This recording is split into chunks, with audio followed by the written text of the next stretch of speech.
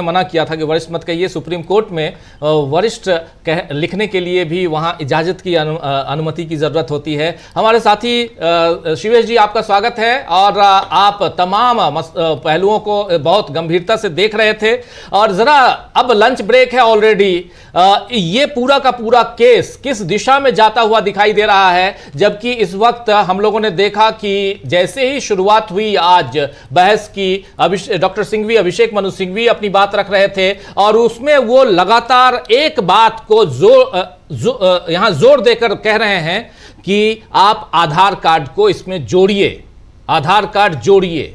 क्या कुछ रहा वहां पे और कल का क्या माहौल था? क्योंकि कल एक नहीं बल्कि 17 मुर्दा लोग जिंदा होके आ गए थे अदालत में। जी जी, जो कल का माहौल था और जो आज का माहौल है, जब 4 जून को हम लोग इससे पहले जब बात कर रहे थे तो एक पूरे कोर्ट के माहौल में एक सकारात्मकता का माहौल हम लोगों ने देखा था और हमने महसूस किया था।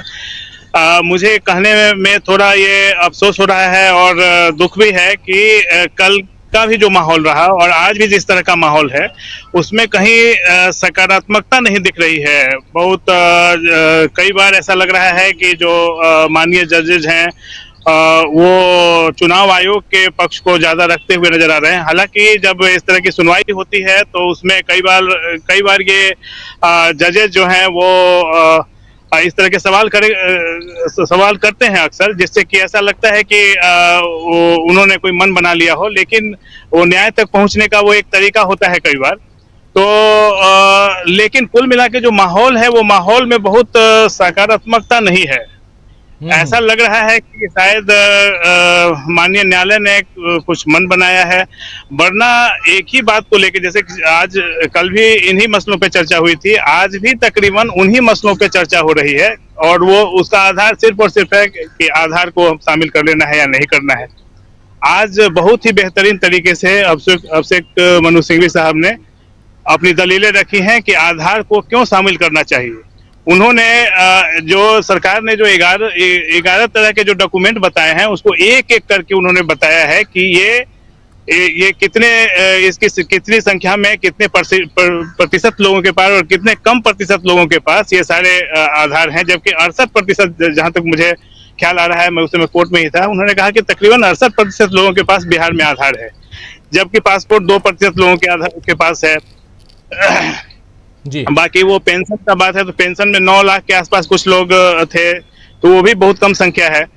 हालांकि पासपोर्ट को लेके जस्टिस सूर्यकांत साहब का ये कहना था कि 36 लाख लोगों के पास पासपोर्ट है, ये अपने आप में बड़ी बात मानी जानी चाहिए, लेकिन वो भी परसेंटेज वाइज तो बहुत कम है।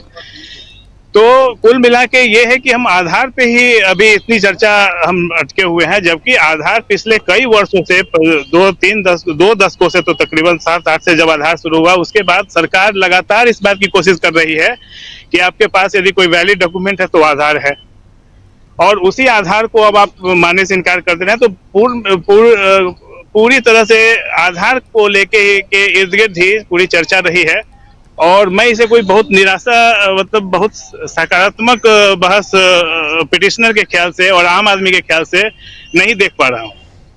आम आदमी और पिटिशनर की तरफ से आप उस ख्याल से आप इसको सकारात्मक बहस नहीं देख पा रहे हैं। कल जो कुछ हुआ था, कल के बाद आज और कल भी, ये मैं समझ सकता हूं कि एक एडवोकेट होने के नाते एडवोकेट भी कई बार निराश होते हैं, क्योंकि दूसरा पक्ष किस ढंग से वहां पेश हो रहा है और दूसरे पक्ष को लेकर जो बैठे जजेज हैं वो क्या कुछ कह रहे हैं, उस हिसाब से देश अंदाजा लगा रहा है। ये आपकी बात नहीं है एक नागरिक होने के नाम पे, क्योंकि हम और आप भले जिस भी पोजीशन पे रहें, जो भी काम करें, first of all we all are citizen of India.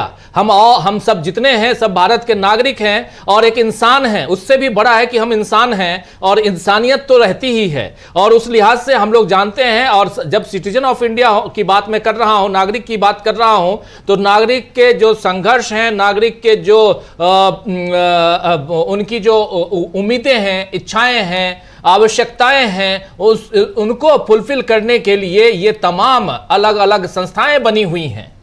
और उसमें एक संस्था ये भी है जहां कहीं भी न्याय नहीं मिलता है तो आप सुप्रीम कोर्ट पहुंचते हैं। एक इसी उम्मीद के साथ बिहार के भी इस मसले को लेकर एक नहीं बल्कि 11 याचिकाएं लगाई गई हैं शिवेश जी, आप जानते हैं 11 याचिकाएं हैं। लेकिन सबसे बड़ी बात आपसे जरा समझना चाहता हूं कि एक तो कहा गया सुप्रीम कोर्ट में बेंचेज ने जो बातें अपनी कही, जैसे बेंचेज ने कहा कि आप 15 मुर्दा लोगों को ले आइए जो जिंदा हैं, मतलब मृत लोगों की सूची में उनके नाम हैं, 15 ऐसे ले आइए तो मैं रद्द कर दूंगा, हम रद्द कर देंगे।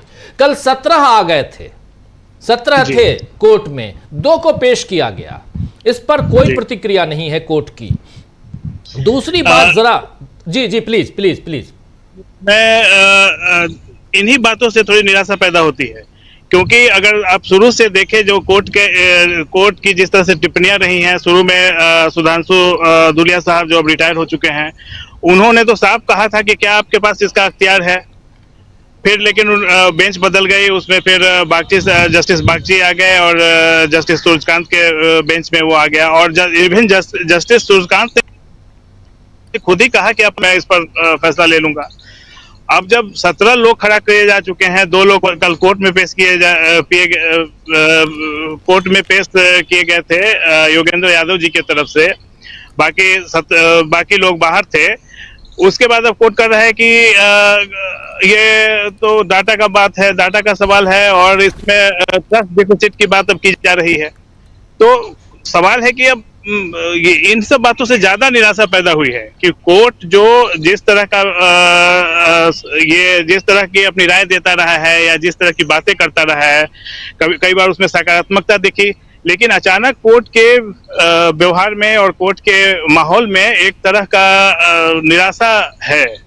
और इससे बिल्कुल आप सही कर रहे हैं कि लोगों की अंतिम उम्मीद है, तो सुप्रीम कोर्ट जो है वो देश का एपेक्स कोर्ट है, और इसलिए इस लिहाज से ये अंतिम उम्मीद है। इसके बाद लोगों के पास अब मान लिया जिनका नाम कट गया, उनके पास कोई विकल्प नहीं बचता है। कल आप याद कीजिए, कल योगेंद्र यादव ने एक बहुत शानदार दलील पेश की थी। उन्होंने कहा था कि आप मान लीजिए कि 30 सितंबर को आना है, फाइनल लिस्ट आनी है, फाइनल लिस्ट बिहार की SIR के बाद 30 सितंबर को फाइनल लिस्ट आ जाएगी, लिस्ट फ्रीज हो जाएगी, इसके बाद फिर चुनाव की घोषणा होगी।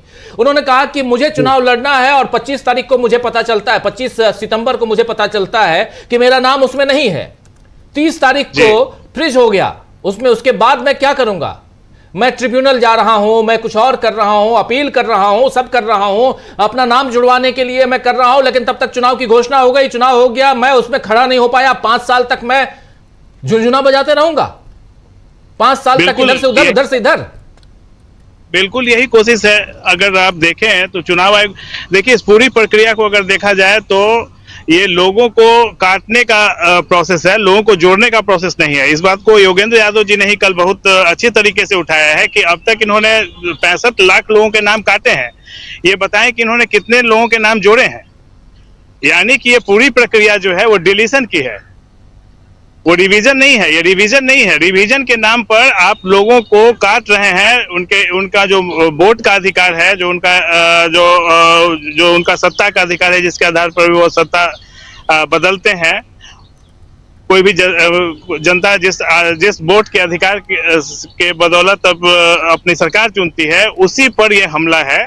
और मैं मानता हूं कि ये एक सोची समझी साजिश के तहत किया जा रहा है, क्योंकि अगर आपको सिर्फ और सिर्फ लोगों को काटना है, जैसे 65 लाख लोगों को तो अभी आप काट चुके हैं, उससे पहले भी जो वोटर लिस्ट था वो 8 करोड़ कुछ उसका था, तो 29 लाख लोगों को तो वहां भी 8 करोड़। जी बिल्कुल सही आप कह रहे हैं। मैं थोड़ा आंकड़ों को बता दूं, बहुत सही आपने पॉइंट यहां रेज किया है शिवेश जी।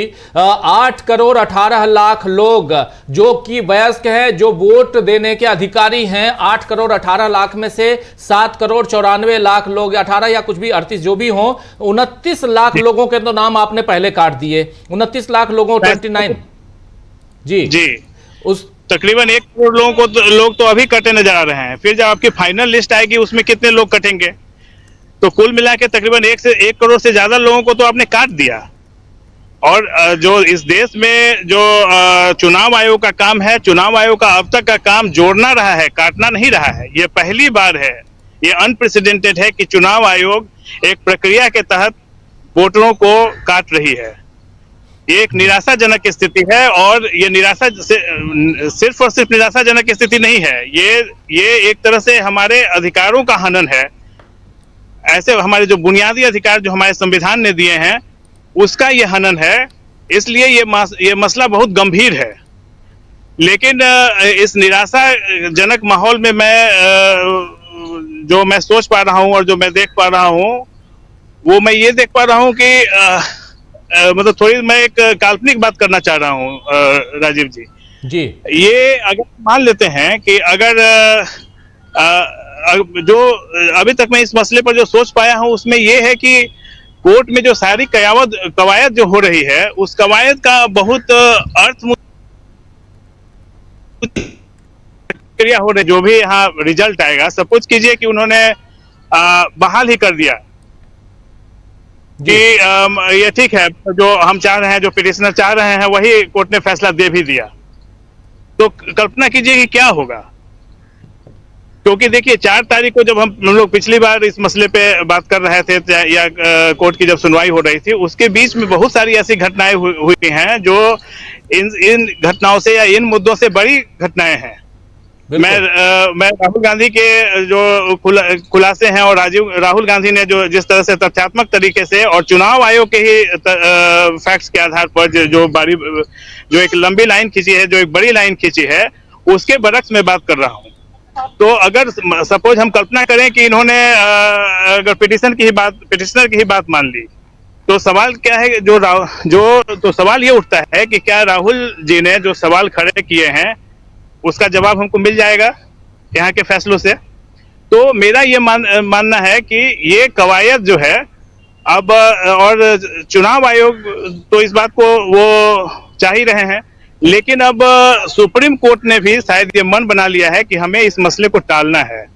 ये मुझे कल के सुनवाई से और आज की सुनवाई से ये लगातार मुझे आभास हो रहा है। तो ठीक है, टाल लें, मुझे उसमें भी कोई समस्या नहीं दिखती है। क्योंकि अगर मान लीजिए कि इन्होंने स्ट्रक डाउन ही कर दिया, तो भी अगर मान लीजिए ठीक है कि उन्होंने कर दिया कि ठीक है, चुनाव आयोग का जो सर्कुलेशन था 25 जून का, जो उन्होंने आदेश जारी किया था ये SIR का, उसको हम रद्द करते हैं, तो भी क्या हो जाता है? तो भी वो सवाल तो वही खड़े हैं जो राहुल जी ने खड़े किए हैं। तो इसलिए क्या है कि अब मैं इस मसलों एक निराशाजनक माहौल में मैं ये बात कर रहा हूं कि अगर ये कवायद इन्होंने, मतलब यहाँ कुछ भी फैसला आता है, जो आज मुद्दे इस देश के सामने खड़े हैं, उसका उन पर बहुत ज्यादा असर नहीं पड़ने वाला है। क्योंकि अब ये मुद्दे गौन हो गए हैं जो हम सुप्रीम कोर्ट में चर्चा कर रहे हैं। और कल सूर्यकांत साहब ने एक दिलचस्प बात कही और उन्होंने कहा कि ये ट्रस्ट डिफिसिट है जी। तो ये ट्रस्ट डिफिसिट वाली जो बात है, ये अगर एक कायदे से देखा जाए तो एक बहुत खतरनाक बात है कि इतने उच्च पद पे बैठा हुआ व्यक्ति भी ट्रस्ट डिफिसिट को महसूस कर रहा है। अब उनके ट्रस्ट डिफिसिट का क्या मतलब था ये बहुत साफ नहीं हो पाया, लेकिन जो मैं देख पा रहा हूँ कि ये विश्वास का संकट तो जनता के साथ है।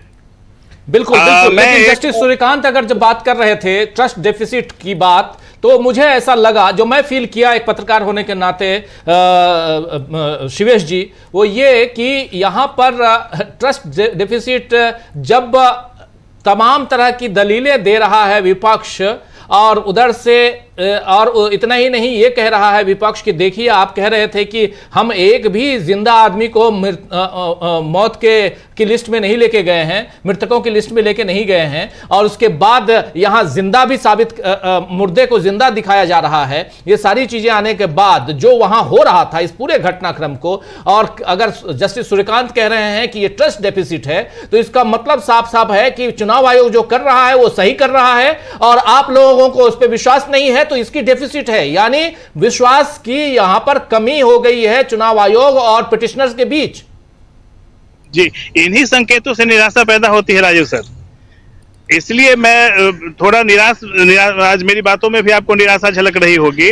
और कल से मुझे एक बयान काफी मेरे दिमाग में कौंध रहा है, और वो पूर्व प्रधानमंत्री मनमोहन सिंह जी का है। और संजोग से मैं जब वो सदन में वो बात बोल रहे थे तो मैं उस समय चश्मदीद था, और मुमकिन है कि आप भी उस समय सदन में होंगे जी। उनकी एक बात है कि seizures wife should be above suspicion.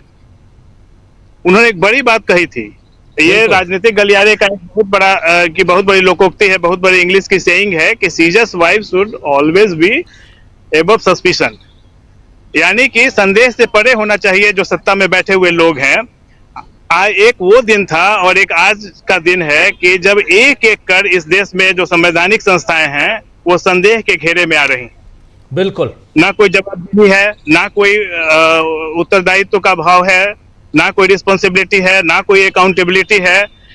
हर आदमी जो जहां बैठा है वो अपने उस सत्ता को एंजॉय कर रहा है। वो इस देश की जनता के लिए, देश की गरीब जनता के लिए, देश के जो जरूरतमंद जनता है उनके लिए काम करने के बजाय उस पद को एंजॉय करने के मूड में है हर आदमी। तो ये एक निराशाजनक स्थिति और उससे विश्वास का संकट। बेशक जस्टिस सूर्यकांत साहब ने ट्रस्ट डिफिसिट उनका मतलब है, जो आपका जो आकलन है उससे मैं पूरी तरह सहमत भी हूं कि उनका वो एक तरह से चुनाव आयोग का बचाव कर रहे थे। लेकिन जो जनता में जो विश्वास का भाव पैदा हो रहा है, जो उनके अंदर जो ट्रस्ट डिफिसिट पैदा हो रहा है, उसको अगर न्यायालय नहीं एड्रेस करेगा।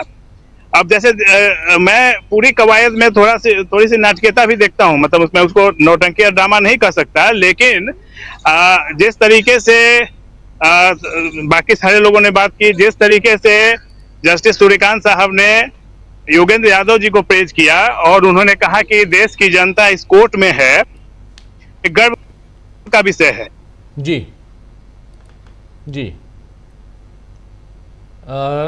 सुप्रीम कोर्ट से सीधे जुड़े हुए हैं सुप्रीम कोर्ट के वकील शिवेश गर्ग हमारे साथ। और आपको बता दूं दोस्तों कि तमाम जो पूरा घटनाक्रम, दलीलें जो पेश होती हैं, उन दलीलों में कहाँ क्या चल रहा है, ये जो हम आपको लाइव पहुंचाते हैं, इन्हीं के जरिए पहुंचाते हैं। आपके सामने इस शख्स को भी, वकील साहब को भी हम आपके सामने पेश कर ही दिए हैं कि जिनके जरिए हम आप तक पहुंचाते हैं कि कोर्ट रूम नंबर 2 में जो बहस चल रही है, या कोर्ट रूम नंबर 1 में, या बाकी जगहों पे कहाँ क्या चल रहा है, इनके जरिए हम तक तमाम बातें आती हैं जो हम आप तक पहुंचाते हैं। तो और इन्हीं के विचार अभी आप तक हम पहुंचा रहे थे, चूंकि सुप्रीम कोर्ट में